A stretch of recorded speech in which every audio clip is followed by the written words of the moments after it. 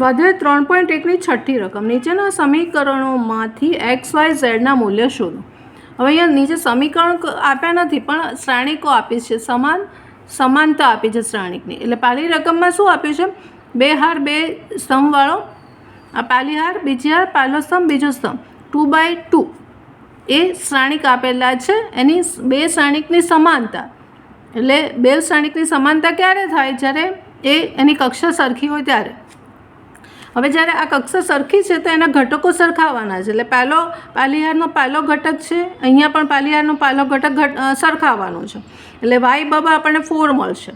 એવી રીતે આ ઘટક તો ઝેડ બાબત 3 મળશે અને એક્સ બાબત 1 મળશે. અને આ 5 સરખા છે, બરાબર.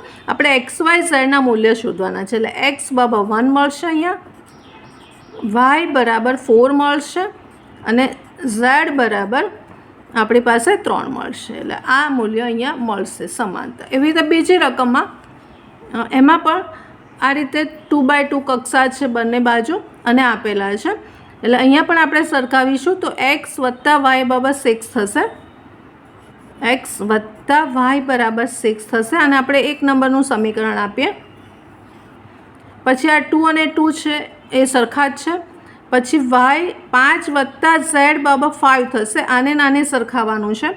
એટલે 5 વત્તા ઝેડ બરાબર 5. તો અહીંયાથી આપણને ઝેડની કિંમત મળી જશે. 5ને આ બાજુ લેશો એટલે ઝેડ બરાબર 0 આવશે. એટલે ઝેડની કિંમત આપણને 0 મળી ગઈ. અહીંથી જેમ જેમ મળતું જાય એમ લખતા જવાનું. પછી અહીંયા છે એક્સ વાય બરાબર 8. એક્સ વાય બરાબર 8 માટે વાય બરાબર 8/x.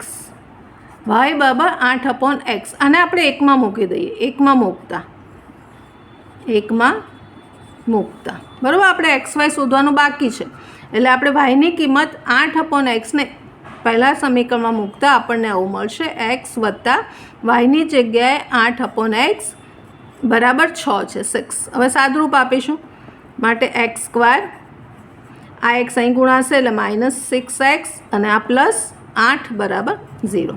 હવે આપણે આનું સાદુરૂપ આપીશું, અવયવ પાડીશું તો એક્સ સ્ક્વેર -4 દુ 8 એટલે 4x -2x +8 બરાબર 0. અવયવ પાડીશું, કોમન લઈશું આમાંથી બેમાં એટલે x common, x -4 -2 common, x -4 બરાબર 0.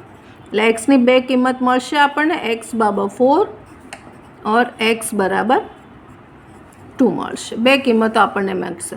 હવે આ બંને કિંમતોને આપણે આ જે વાય છે એને આપણે 2 નંબર આપી દઈએ તો 2માં મૂકતા 2માં આપણે એને મૂકી દઈશું એટલે વાયની કિંમત આપણને મળશે. એટલે એક્સ બરાબર 4 હશે, અહીંયા એક્સની કિંમત 4 મૂકીશું તો વાય 2 મળશે. એટલે એક્સ બરાબર 4 ત્યારે વાય બરાબર 2 અને ઝેડ બરાબર 0. અથવા બીજો ઓપ્શન છે, જ્યારે એક્સ બરાબર 2 હશે, એક્સની કિંમત 2 હશે અને આપણે 2માં મૂકીએ, અહીંયા 2 મૂકીશું તો 8/2 એટલે 4 આવશે. એટલે વાય બરાબર 4 અને ઝેડ બરાબર 0. આ રીતના બે ઓપ્શન તમને અહીંયા મળશે. કારણ કે દ્વિઘાત સમીકરણ એક આવ્યું એટલે અવયવ પાડશું તો એક્સની બે કિંમત આવી એટલે વાયની પણ બે કિંમત આવી, ઝેડની એક જ 0 છે. ત્રીજી રકમમાં પણ સમીકરણ છે, સમાનતા છે. જો આમાં હાર કેટલી છે અને સ્તંભ કેટલો? સ્તંભ 1 છે, હાર પહેલી, બીજી, ત્રીજી, 3 હાર છે. એવી રીતે સેમ વસ્તુ છે. પહેલી હાર, બીજી હાર, ત્રીજી હાર, સ્તંભ 1 છે. એક સ્તંભ છે એટલે સ્તંભ શ્રેણિક તમારી પાસે છે. હવે અહીંયા પણ આપણે સરખાવીશું તો એક્સ વત્તા વાય વત્તા ઝેડ બરાબર 9. આને 1 નંબર આપી દઈએ. પછી બીજું સમીકરણ આવશે એક્સ વત્તા ઝેડ બરાબર 5. આને બીજું આપી દઈએ અને ત્રીજું આવશે વાય વત્તા ઝેડ બરાબર 7. હવે આને ઉકેલવાનું છે. આ સમીકરણને ઉકેલી અને એક્સ વાય ઝેડની કિંમત મેળવવાની છે. તો એક્સ વત્તા ઝેડ અહીંયા મૂકી દઈશું, 5ની કિંમત મૂકી દઈશું, 2ની કિંમત જે છે એ 1માં મૂકતા. એવું બધું તમને ખ્યાલ આવશે લખવાનું. 2ને 1માં મૂકતા આપણને મળશે એક્સ અને ઝેડની કિંમત છે 5. એટલે આને આ બાજુ લઈ લઈએ એટલે વાય બરાબર 9 - 5 માટે વાય બરાબર 4 મળશે, 4. એવી રીતે આ ત્રીજો નંબર છે. 3ને પણ 1માં મૂકી દઈએ તો વાય ઝેડ છે, બરાબર. 3ને 1 મૂકતા એટલે વાય ઝેડની કિંમત છે 7 છે, માટે x બરાબર 9 - 7, માટે x બરાબર 2 આવશે. x બરાબર 2. હવે ઝેડની કિંમત બાકી રહી તો એક્સની કિંમતને 2 મૂકીએ. 2 મૂકતા આ 2 મૂકીશું તો 2 મૂકીશું, એક્સની જગ્યાએ 2 મૂકીશું, માટે ઝેડ બરાબર 5 - 2, માટે ઝેડની કિંમત આવશે 3. એટલે આપણો આન્સર આવી ગયો. એક્સ બરાબર 2, વાય બરાબર 4 અને ઝેડ બરાબર 3. આ રીતે આ દાખલો કરવાના છે. સ્વાધ્યાય 3.1 આની 7મી રકમ સમીકરણ જે આપણને 2x2 કક્ષાના 2 શ્રેણિક સમાન છે એમાં આપેલા છે, એટલે કે એના ઘટકો પણ સમાન થાય એની ફોર્મ્યુલા પ્રમાણે. તો આ રીતે આપ્યું છે, તો એમાંથી ABCDના મૂલ્ય શોધો. તો આપણે પહેલાં ઘટકો સરખાવી દઈશું એટલે આપણને સમીકરણ મળશે 4. તો A - B બરાબર અહીંયા A - B બરાબર -1 લખાય અને 1 નંબર આપીએ.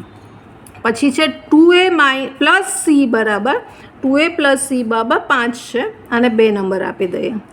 પછી 2A - B બરાબર 0 છે, 2A - B બરાબર 0 છે અને 3 નંબર આપી દઈએ. અને ચોથું આવશે 3C + D બરાબર 13 છે, એટલે 13 એને ચોથા નંબરનું આપી દઈએ. હવે આ ચારેયને વારાફરતી અંદર ઉકેલી અને ABCD અને D શોધવાનું છે. તો આમાં આપણે પહેલું અને ત્રીજું જો જોશો તો AB વાળા 2 છે, તેને લોપની રીતે આપણે AB શોધી શકશું લોપ કરીને. એટલે 2 સમીકરણને હું ફરી વાર લખું છું, પણ ત્રીજાને -1 વડે ગુણ્યા અથવા તો પહેલાંને ગુણી શકશો તો પણ વાંધો નહીં. એટલે પહેલાંને આપણે બંને બાજુ -1 વડે ગુણતા, બરાબર, ગુણવાનું છે, ગુણતા. એટલે -A અહીંયા -1 વડે ગુણીશું, +B અહીંયા 1 આવી જશે, 1. હવે ત્રીજું સમીકરણ લખું છું, તો 2A - B = 0, બરાબર. આ રીતે લખશું આ ત્રીજું સમીકરણ. હવે લોપ કરીએ તો આ ઉડી જશે, એટલે 2A માંથી 1 A જશે, એટલે A વધશે, આ 1 છે, એટલે આપણને એની કિંમત 1 મળી ગઈ. હવે એને કોઈ પણ એક સમીકરણ મૂકી દઈએ, પહેલાં અથવા ત્રીજામાં એની કિંમત મૂકી દઈએ એટલે બીની મળશે. તો 3માં મૂકી દઈએ, 3માં મૂકતા. હવે 3માં એની કિંમત 1 મૂકીશું તો અહીંયા 2 - B બરાબર 0 થશે, માટે B બરાબર આપણને મળશે 2. B બરાબર 2 મળી જશે. હવે બીની કિંમત મળી ગઈ. હવે અહીંયા એની કિંમત છે એમ મૂકતા C મળશે, બરાબર. એટલે A બરાબર 1 ને આપણે 2 નંબરના સમીકરણમાં મૂકીશું, 2માં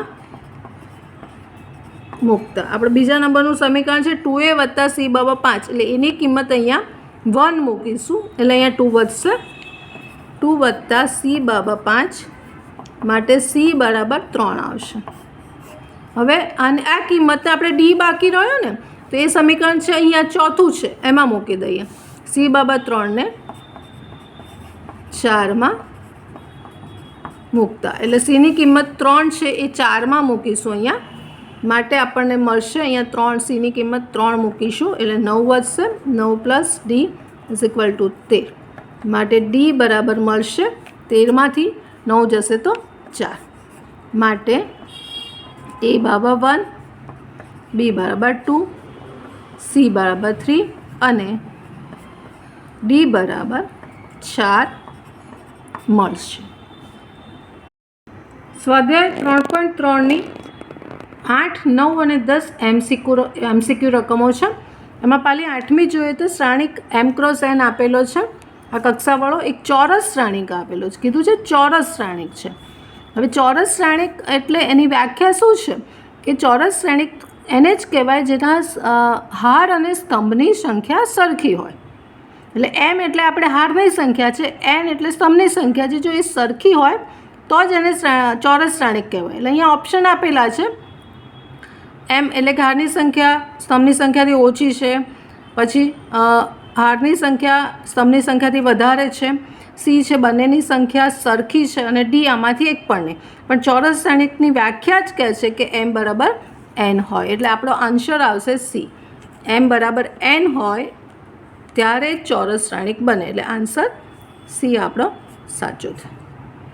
પછી નવમા MCQમાં XYની જે કિંમતો માટે શ્રેણિક જોડ, અહીંયા બે શ્રેણિક આપ્યા છે 2x2, સમાન થાય તેવી આપેલી XYની કિંમતો, અહીંયા 4 ઓપ્શનમાં તમને XYની કિંમતો આપી છે. હવે અહીંયા તમે સમાન કીધું છે, અહીંયા ધારો કે બંને ઇક્વલ છે, મતલબ જે ઘટકો છે સામસામેના ઘટકો સરખા થશે. તો ધારો કે હું 3x વત્તા 7 બરાબર 0 લઈશ, બરાબર, ઇક્વલ 0 છે, તો મને એક્સની કિંમત મળશે -7/3, -7/3, બરાબર, -7/3. પછી અહીંયા હું સરખાઈશ તો x -2 બરાબર 5 છે, માટે અહીંયા એક્સની કિંમત તમને 7 મળશે જો અલગ અલગ મળે છે. પછી અહીંયા પણ સરખાવો 2 - 3x બરાબર 4, તો પણ એક્સની કિંમત કંઈક અલગ મળશે. એટલે ત્રણેય જગ્યાએ તમને એક્સની કિંમત અલગ મળે છે કે આ સભ્યો ધારો કે સમાન છે તો સરખાવતા એક્સની કિંમતો અલગ અલગ મળે છે. ખરેખર તો સરખી મળવી જોઈએ, સમાન કીધું છે તો એક્સની કિંમત એક સરખી મળવી જોઈએ, મતલબ કોઈ પણ અહીંયા સમાધાન નથી થતું એક્સની કે વાયની કિંમત સાથે, તો શોધવું શક્ય નથી. એટલે બી આન્સર તમારો આવશે, અહીંયા બી આન્સર આવશે. પછી 10મા MCQમાં પ્રત્યેક ઘટક 0 અને 1 અથવા 0 અથવા 1 હોય તેવા 3x3 કક્ષાવાળા શ્રેણિકની સંખ્યા અહીંયા ઓપ્શન આપ્યા છે. 27 એવા શ્રેણિકો મળશે, 18 મળશે, 81 મળશે કે 512 મળશે. હવે અહીંયા ટોટલ એની ઘટકોની સંખ્યા આપણી પાસે કેટલી છે? શ્રેણિકોમાં કુલ ઘટકોની સંખ્યા આપણી પાસે છે, કુલ ઘટકો છે mn એટલે 3 × 3 એટલે 9 છે, બરાબર. 9 ઘટકો આપણી પાસે છે ટોટલ, અને એના ઓપ્શન કેટલા છે? 2. દરેક સભ્યની પસંદગીના પ્રકાર કેટલા છે? 2. દરેક સભ્ય કેવી રીતે પસંદ થશે? દરેકની પસંદગી અથવા દરેક જે સભ્ય છે એ પસંદગીના પ્રકાર 0 અથવા 1 છે, મતલબ 2 પ્રકાર છે. 2 પ્રકારે કાં તો 0 મૂકીએ કાં તો 1 મૂકીએ, મતલબ અહીંયા શું થશે? 2 પ્રકાર છે. ધારો કે પહેલો શ્રેણિક બનાવ્યો, ×2 આવી રીતે કેટલો આવશે? 9 વખત આવશે, 9 વખત સુધી આવશે, એટલે 2ની 9 ઘાત આવશે. 2 ઓપ્શન અહીંયા જે વિકલ્પ છે તે અને સંખ્યા ટોટલ છે એટલે 512 આવશે. એટલે અહીંયા આપણે તમારું સૂત્ર લખવું હોય તો જે વિકલ્પ આપ્યા છે આપણને, વિકલ્પ અને ઉપર જે સંખ્યા છે ઘટકોની, જે ટોટલ છે શ્રેણિકોમાં ઘટકોની સંખ્યા છે તે લખવાથી પણ આપણને મળી જશે 2ની 9 ઘાત, એટલે આન્સર આવશે ડી 512, 2ની 9 ઘાત.